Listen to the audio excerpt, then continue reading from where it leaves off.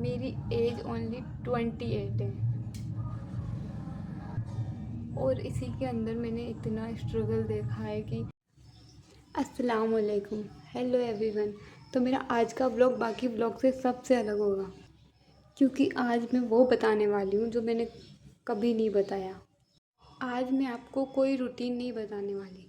आज मैं आपको ये बताने वाली हूँ कि मैं कौन हूँ और यहाँ क्यों आई हूँ।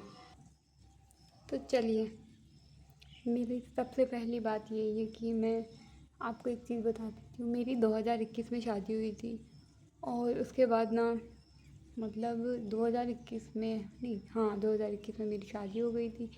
उसके बाद 9 महीने के बाद मेरे प्रेगनेंसी लगी थी। तो उसके 9 महीने बाद फिर आयरा हुई, जो कि मेरी बड़ी वाली लड़की है, 5 साल। और उसके अंदर मैंने बहुत कुछ फेस किया।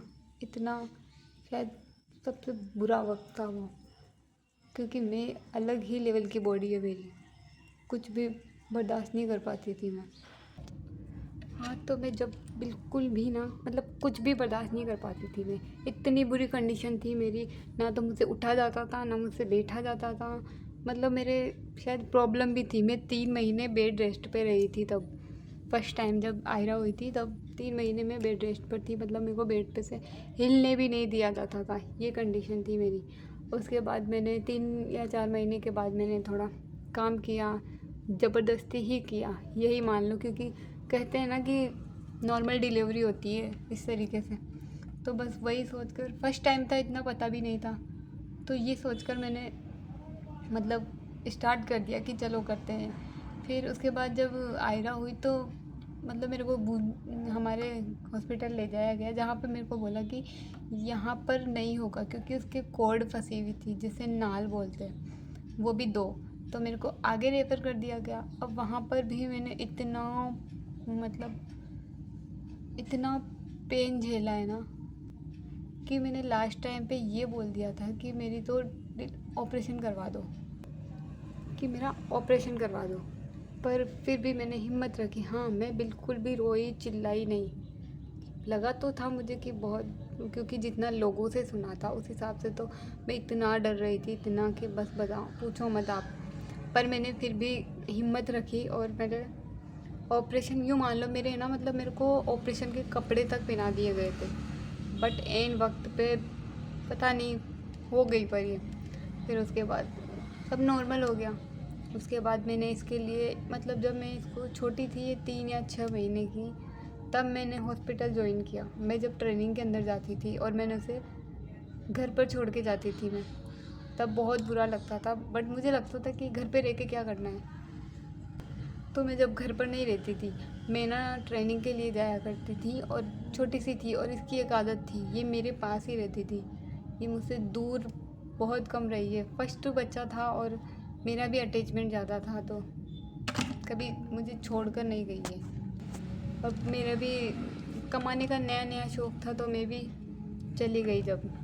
यहाँ तक कि मैंने हॉस्पिटल ज्वाइन करने से पहले मैं स्कूल भी गई हूँ। 2 महीने मैंने स्कूल भी पढ़ाया है, पर जब मेरी प्रेगनेंसी आ गई तो फिर मैंने छोड़ दिया, और फिर 9 महीने के बाद ये हो गई तो छूटना ही था। फिर उसके बाद मैंने हॉस्पिटल ज्वाइन कर लिया और फिर मैं वहाँ जाती रही, 2 या 3 महीने गई, और फिर मेरे को लगा मैं कंफर्टेबल नहीं थी, तो मैंने उसको भी छोड़ दिया। उसके बाद मैं वापस घर पर इसको रखती, ये सब मैंने किया। और उसके बाद फिर ये जब 2.5 या 3 साल की हो गई थी ना, तब मेरे हमजा, जो दूसरा वाला लड़का है, वो, उसकी प्रेगनेंसी का मुझे पता लगा। तब मेरा बिल्कुल भी नहीं था कि मैं एक ही बच्चा रखना चाहती थी, बट 2 तो करने ही थे, चलो। तो उस हिसाब से मैंने, चलो कोई ना, फिर वो हुआ। उस टाइम भी मुझे बहुत ज़्यादा परेशानी है, पता नहीं क्या प्रॉब्लम है मुझे, मेरी बॉडी ही ऐसी है। जब फिर वो 9 महीने भी मेरे बहुत ज़्यादा मुश्किल से निकले, इतने मुश्किल थे कि मुझे सबसे बुरा टाइम लगता था वो, बहुत ही बुरा टाइम था, ये मान लो। क्योंकि ना तो उठना आता था और काम तो बिल्कुल भी नहीं होता था मुझसे। मतलब 2 मिनट अगर मैं खड़ी होकर झाड़ू लगा लिया ना, तो मेरे को वीकनेस फील होने लगती थी। तो मैंने वो भी फेस निकाल दिया। उसके बाद आया हमजा। जो कि मेरे यहीं पास वाले हॉस्पिटल में ही हो गया था। उसके लिए मुझे कहीं नहीं जाना पड़ा था। बट उसको भी उसने क्या है, होते वक्त जैसे बच्चे पोटी मुंह में चली जाती ना, वो सीन हो गया था उसके साथ। तो फटाफट डिलीवरी करवानी पड़ी। और फिर उसके बाद डिलीवरी हो गई। फिर उसके बाद उसका एक प्रॉब्लम था कि वो होने के बाद बहुत ज़्यादा दुखी करता था, रोता बहुत था वो। और तब मुझे इतनी समझ नहीं थी बच्चों की कि कैसे क्या करते हैं, कैसे क्या नहीं करते। ये तो सब एक्सपीरियंस के साथ आता है। तो उस वक्त मतलब मैं बिल्कुल अनजान थी इन चीज़ों से। धीरे धीरे मैंने जाना। अब मुझे समझ आ गया है कि बच्चों को क्या खिलाना होता है, कैसे रखना होता है। तो उसके बाद अब मैं उस पर प्रॉपर ध्यान देती हूँ कि इनको क्या खिलाना है, क्या नहीं खिलाना है। जब तो मेरी भी शायद एनर्जी नहीं थी। अब धीरे धीरे अब इन चीज़ों से फ्री हो रही हूँ मैं। तो लग रहा है कि हाँ, अब मैं कर सकती हूँ। जब मेरे पहला बच्चा आया था ना, तब मैंने सोचा था कि मैं सब सीख गई हूँ। पर मुझे जब दूसरा बच्चा आया, तब मुझे लगा कि मैंने कुछ भी नहीं सीखा है। मेरी एज ओनली 28 है। और इसी के अंदर मैंने इतना स्ट्रगल देखा है कि एक बच्चे से 2 बच्चे तक का सफ़र, जो कि किसी इंसान को नहीं आता है स्टार्टिंग में, पर अब मैं सीख गई हूँ। और मैं आपके साथ अपनी जो लाइफ है ना, उसके बारे में मैं शेयर करूँगी कि कैसे मैंने क्या किया और मैं क्या करती हूँ अपने बच्चों के लिए। सब सीख जाते हैं यार, एक्सपीरियंस के साथ सब सीख जाते हैं। तो मैं आपको बताऊँगी मैं कैसे क्या करती हूँ। हाँ, परफेक्ट तो कुछ भी नहीं होता मुझसे भी, बट जैसा भी होता है मैं वो आप लोगों को दिखाऊंगी।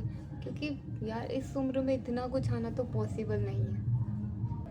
पर एक बात है, मुझे बिल्कुल भी नहीं लगता है कि मैं एक माँ हूँ। क्योंकि जब मैं इन बच्चों के साथ होती हूँ ना, तो मैं ऐसे बिहेव नहीं करती हूँ कि मैं एक माँ हूँ, उनको डांटो, उनको ये दो, ये करो, वो करो, ऐसा कुछ भी नहीं करती हूँ मैं उन्हीं के साथ बिल्कुल बच्चों जैसे रहती हूँ। मुझे भी अच्छा लगता है, मेरा भी दिन ऐसे ही निकल जाता है और पता भी नहीं चलता है। और अगर मैं उनके साथ स्ट्रिक्ट रहूँगी ना, तो शायद मुझे खुद को भी अच्छा नहीं लगता है। और मेरा शायद बिहेवियर ही नहीं है, मेरा बिहेवियर चिल्डिश टाइप का है। मुझे ना बच्चे बहुत पसंद थे शुरू से, पर जब खुद के हुए ना, तो लगता है कि हाँ नहीं, पूरा टाइम तो मैं नहीं झेल सकती इनको। पर जितना भी टाइम है उसमें मैं बहुत अच्छे से रख लेती हूँ इनको।